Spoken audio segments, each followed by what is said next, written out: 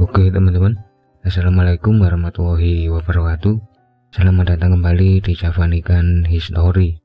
Perkenalkan, nama saya Abi, dan di video kali ini saya akan membawakan cerita yang dibagikan oleh Ibu Warni yang mengaku kehilangan putrinya 3 hari setelah dia pulang dari pendakiannya ke Gunung Sumbing pada kisaran tahun 2018 silam. Yang kemudian cerita ini dilengkapi juga oleh Oni yang pada saat itu mendaki bersama putri Ibu Warni. Awalnya Ibu Warni masih nganggep kematian putrinya ini wajar-wajar aja, tapi setelah hari ke-7 kematiannya, Ibu Warni tiba-tiba didatangi oleh Oni yang mengaku sebagai kekasih putrinya, yang kemudian dia menceritakan apa yang mereka lalui saat mendaki ke Gunung Sumbing, yang akhirnya menjawab apa yang selama ini mengganjal di hati Ibu Warni soal kematian putrinya ini. Sebelum saya mulai ceritanya, buat kalian yang belum subscribe, silahkan subscribe dulu biar saya tetap semangat dan konsisten untuk terus membagikan cerita-cerita dari teman-teman kita, terutama dari dunia pendakian. Dan seperti biasa, nggak usah lama-lama, langsung saja kita mulai ceritanya.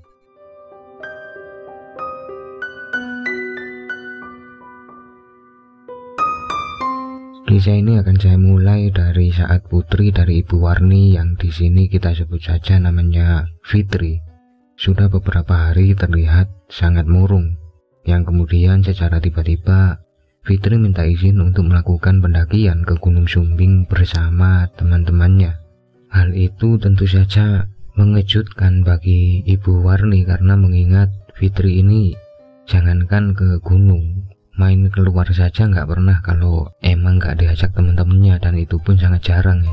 Yang pada akhirnya membuat Ibu Warni ini tidak mengizinkan karena khawatir, tapi Fitri terus saja memaksa dan beralasan sangat jenuh di rumah karena sejak dia lulus SMA memang belum dapat pekerjaan lain, cuma di rumah aja. Akhirnya dengan hati khawatir, Ibu Warni pun mengizinkan Fitri karena dia juga melihat Fitri selalu murung. Di situ Ibu Warni mikir mungkin Fitri memang benar-benar jenuh di rumah. Nah, singkat cerita, hari Minggu pagi Fitri berpamitan untuk berangkat. Ibu Warni pun meminta Fitri untuk berhati-hati, tapi ternyata Fitri punya niat lain untuk mendaki. Jadi sekitar 1 minggu sebelum Fitri mendaki, Fitri ini tiba-tiba datang ke Oni yang saat itu masih menjadi pacarnya ya, dan bilang dia sudah positif hamil. Oni pun seketika kaget dan kebingungan, tapi itu justru membuat Oni ini nggak bisa mikir dengan benar. Tapi meski begitu, Oni tetap bilang ke Fitri kalau dia mau menikahinya, tapi entah kenapa justru Fitri menolak dan meminta cara ke Oni untuk menggugurkan kandungannya itu sebelum semakin membesar. Nah, Oni sempat marah dengan hal itu, tapi pada akhirnya dia harus mengalah juga. Nah, setelah beberapa hari, akhirnya Oni memutuskan untuk membeli obat dari seseorang yang katanya obat itu bisa menggugurkan kandungan. Tapi dia juga bingung gimana caranya mereka bisa minum obat itu dan mengeluarkan janinnya dengan aman.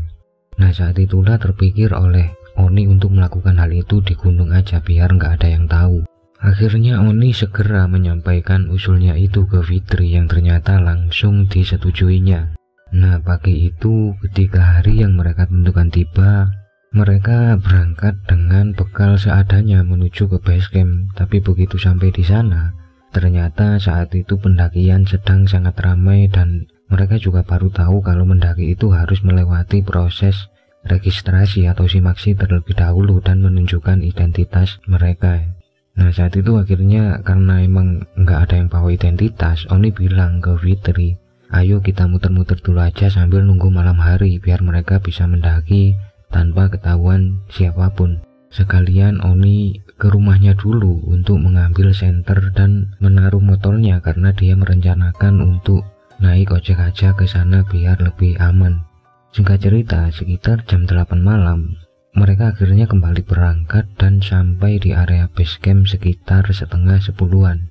Nah, saat itu sesuai dugaan Oni, base camp ternyata sudah dalam keadaan cukup sepi dan mereka pun mulai menerobos melakukan pendakian. Tapi ternyata pos terdekat dari base camp masih berjarak sekitar 2 kilo, yang membuat mereka cukup capek ketika sampai di sana atau di pos 0.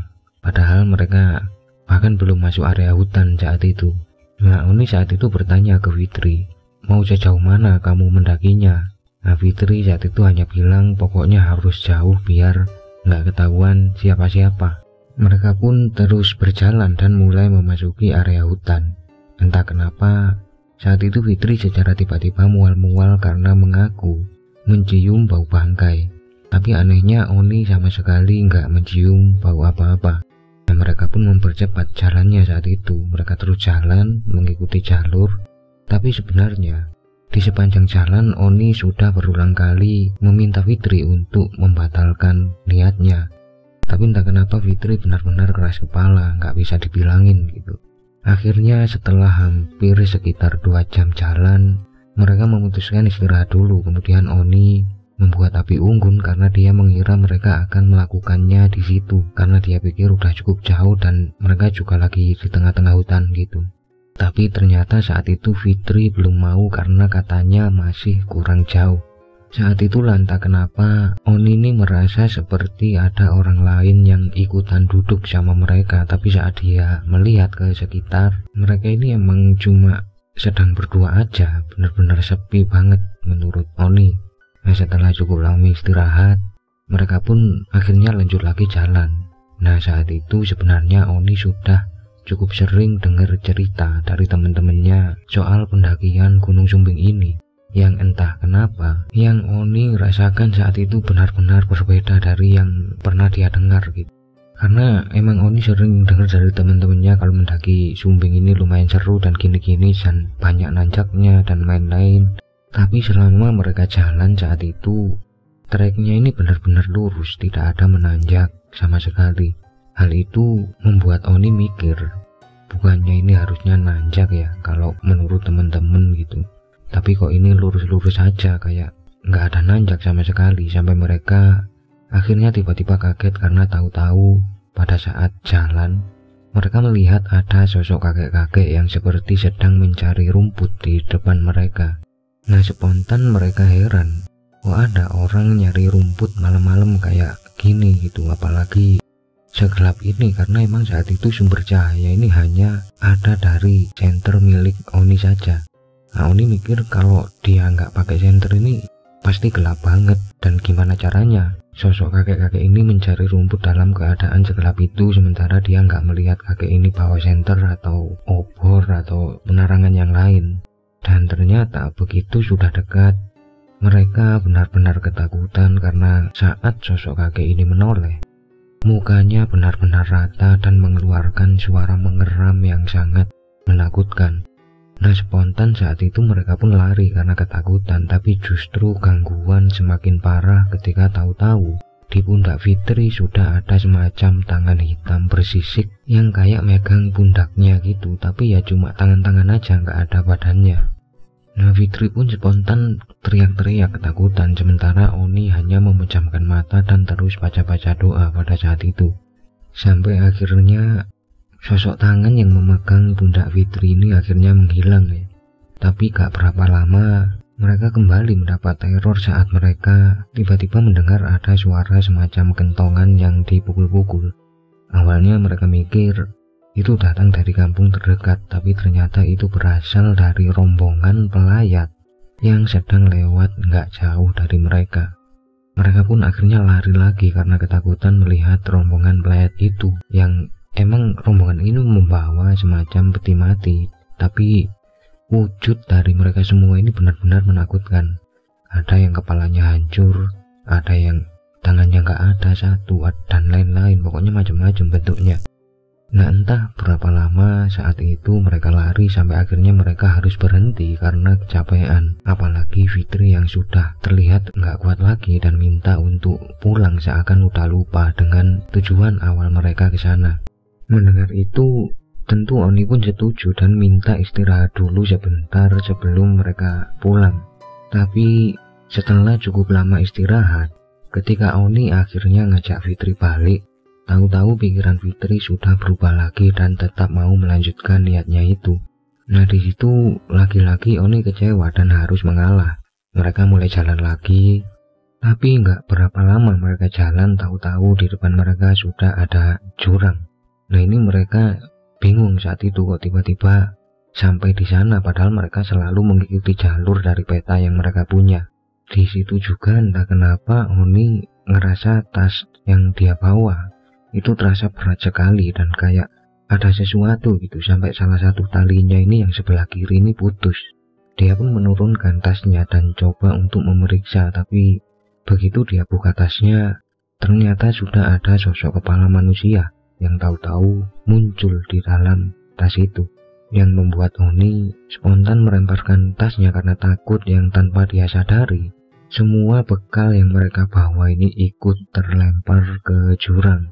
Nah saat itu Fitri benar-benar marah ke Oni karena obat yang mereka beli juga ikut terlempar. Oni saat itu berusaha menenangkan Fitri dan bilang, "Fit, lebih baik kita nikah aja daripada melakukan niatmu ini. Kamu bunuh bayi kita, mending kita nikah aja gitu." Tapi saat itu justru Fitri semakin marah dan bilang dia nggak akan pernah mau menikah dengan Oni. Nah mendengar itu seketika Oni pun terdiam dan melepaskan tangannya dari Fitri. Sampai entah kenapa Oni juga baru menyadari kalau sebenarnya mereka ini sama sekali belum melakukan hal sejauh itu yang sampai membuat Fitri hamil. Nah saat itulah Oni benar-benar merasa bodoh ya, kenapa baru menyadarinya itu sekarang gitu. Sementara Fitri yang mulai menyadari ucapannya tadi akhirnya minta maaf ke Oni. Nah di situ dalam keadaan setengah emosi dan kecewa, Oni minta untuk pulang, tapi Fitri nggak mau karena takut akan ketahuan ibunya dan justru dia berlari sendirian meninggalkan Oni. Singkat cerita, beberapa saat berlalu sampai Oni ini mengejar Fitri karena nggak tega, tapi tahu-tahu Fitri sudah nggak kelihatan lagi kemana larinya.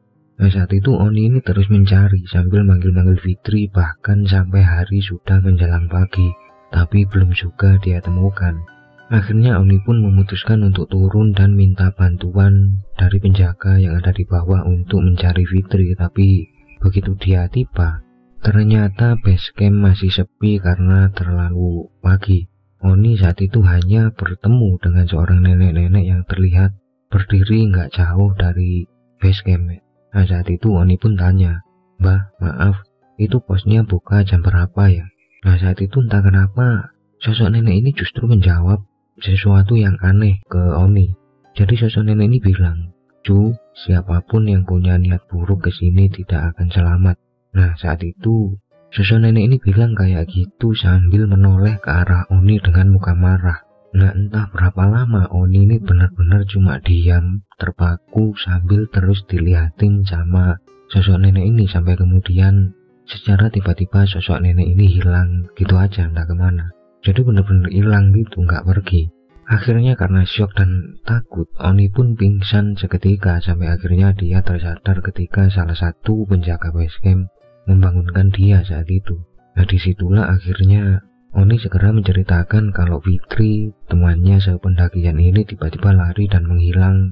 Oni bilang ciri-cirinya Fitri dan lain-lain. Tapi anehnya, penjaga ini justru bilang kalau barusan ada yang turun yang ciri-cirinya sama persis dengan yang disebutkan sama Oni. Jadi penjaga ini bilang, "Iya mas, barusan ini ada yang turun, ketemu aku di jalan waktu aku jalan ke sini. Ciri-cirinya ya sama persis kayak yang kamu bilang barusan. Nah cewek ini emang turun sendirian, jadi coba mas periksa aja, kali aja dia udah pulang gitu." Nah saat itu Oni ini beberapa kali memastikan gitu perkataan dari penjaga ini, sampai akhirnya ketika dia udah yakin, Oni pun cukup lega kalau memang Fitri sudah turun, dan saat itu juga dia langsung pulang dan menuju ke rumah Fitri untuk memeriksa keadaannya. Tapi begitu tiba di rumah Fitri, Oni seolah-olah tidak lagi mengenali Fitri saat itu. Jadi saat Oni ini nyampe di rumah Fitri, Fitri ini seperti hanya duduk diam dan tidak merespon apapun ketika ditanya oleh dia. Mukanya juga pucat dan pandangannya seperti kayak orang linglung. Nah pada saat itu Oni nggak bertemu dengan Ibu Warni karena seperti biasa Ibu Warni ini memang selalu jualan di pasar ketika jam-jam segitu ya.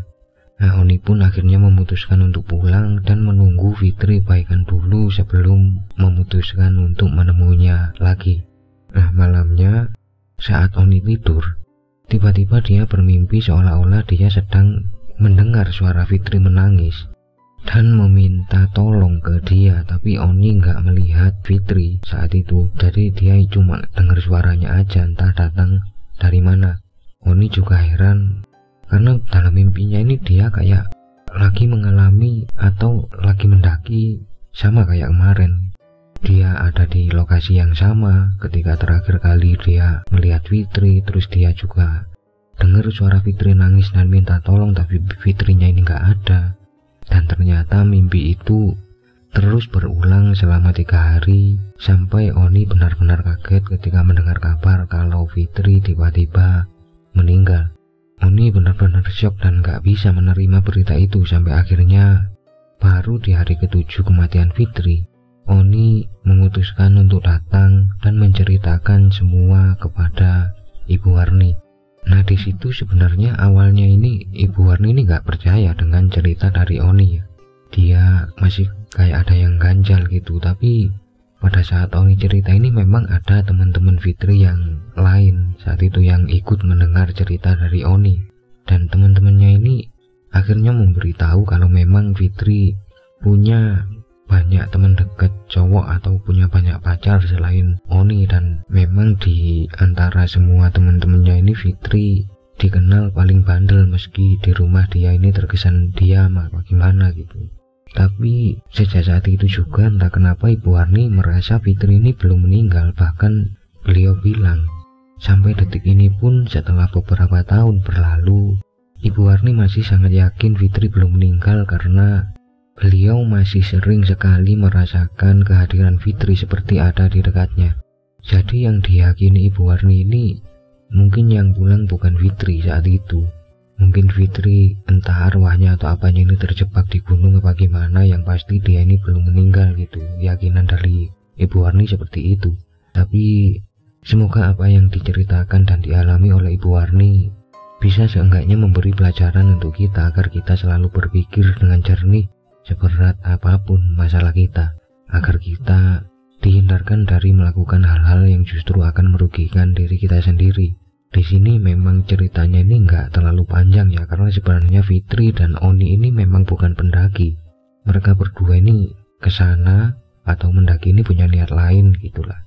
Dan Mas Oni ini mengaku kalau masih banyak teror-teror yang menimpa mereka berdua saat itu, tapi Mas Oni masih sedikit trauma kalau mengingat-ingat itu ya. Jadi dia ini cuma membantu melengkapi cerita dari Ibu Warni ini ya.